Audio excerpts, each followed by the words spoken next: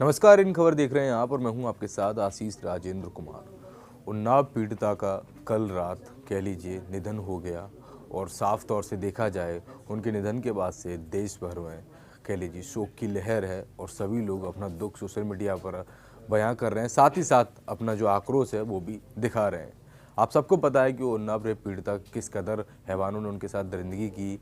मार्च में उनके साथ रेप हुआ जिसका मुकदमा दर्ज हुआ, पुलिस ने बाद में कोर्ट के कहने पर मुकदमा दर्ज किया और उसके बाद जब आरोपी जो जेल में था वो जमानत पर वापस आया तो उसने आते ही 5 दिसंबर को इस हैवानियत को अंजाम दिया और उस पीड़िता को जिंदा जला दिया। 1 किलोमीटर तक वो भगती रहीं अपनी मदद की गुहार के लिए, लेकिन किसी ने उनकी मदद की नहीं की और खुद ही उन्होंने फिर कह लीजिए कि हेल्पलाइन नंबर पर फ़ोन करके खुद को बचाया या कह लीजिए वहाँ से दूसरी जगह इलाज के लिए पहुँचवाया।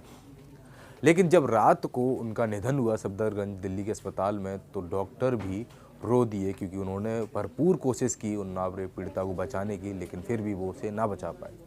दरअसल 11:40 पर उन्नाव रेप पीड़िता का निधन हुआ। उसके बाद में जो बर्न यूनिट के प्रमुख हैं डॉक्टर सलभ और चिकित्सा अधीक्षक सुनील गुप्ता, उन्होंने इस बात की जानकारी दी कि उन्नाव रेप पीड़िता को हमने बचाने की पूरी कोशिश की, लेकिन अफसोस हम उन्हें नहीं बचा पाए।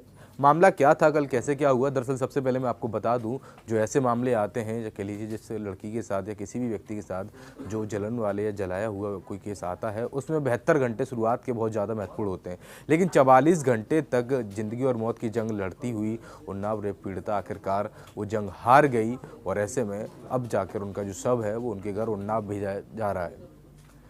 लखनऊ के ट्रामा सेंटर में सबसे पहले उनको भर्ती कराया गया, लेकिन हालत उनकी वहाँ नहीं सुधरी, क्योंकि 90% तक उनका जो शरीर था वो जल चुका था। ऐसे में 10% केवल जो उनका शरीर था वो बचा हुआ था और ऐसी उम्मीद लगाई जा रही थी कि बहुत कम चांसेस रहेंगे कि वो बच पाएंगे। सफदरगंज अस्पताल उनको लाया गया।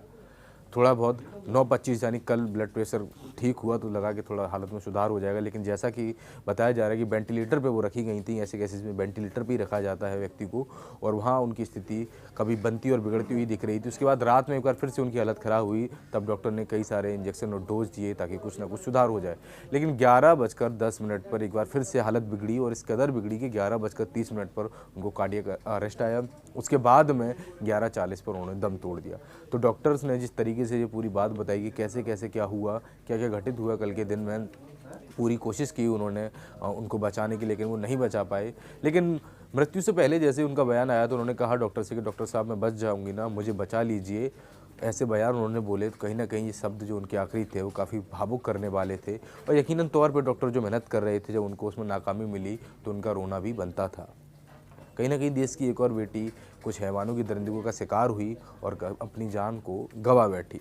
तो इस तरीके से डॉक्टरों की क्या प्रतिक्रिया थी उनके निधन के बाद से, वो मैंने आपको यहाँ बताया।